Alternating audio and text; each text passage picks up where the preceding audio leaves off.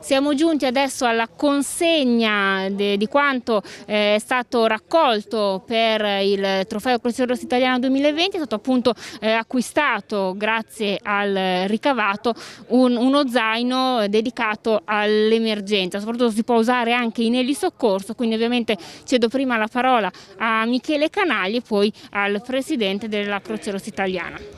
Sì, siamo molto contenti, è stata una giornata meravigliosa sia sotto il profilo del tempo e dell'agonismo.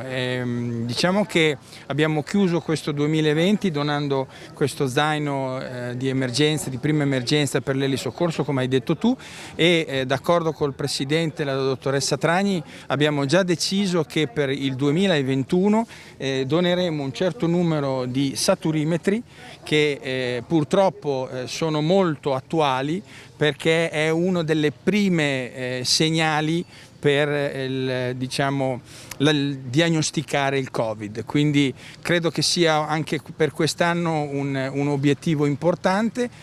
L'ultima cosa che voglio dire è che il sodalizio con la Croce Rossa è un sodalizio veramente longevo, perché con il 2021 sono 21 anni che collaboriamo con loro.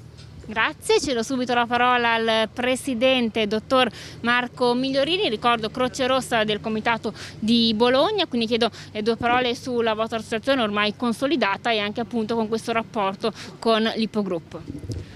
Innanzitutto grazie sempre di questa attenzione, di questa solidarietà da parte del club Gentleman Emilia Romagna, che ormai, come è stato già indicato, perdura da diversi anni, ed è un segno veramente importante per noi avere sempre una presenza, una vicinanza che, oltre alla risorsa effettiva che ci viene data, perché ovviamente per prestare soccorso, per fare le nostre attività, per portare aiuto sul nostro territorio è necessario avere risorse, e questo aiuto è molto importante.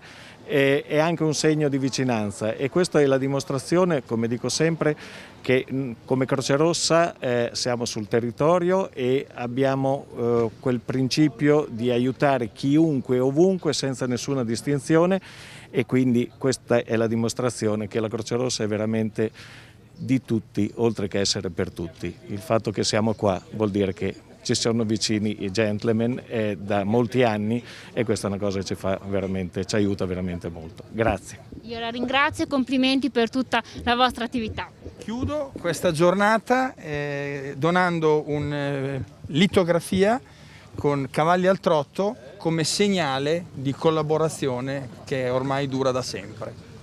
Sicuramente continuerà nel tempo, e grazie veramente. Grazie a voi. Grazie.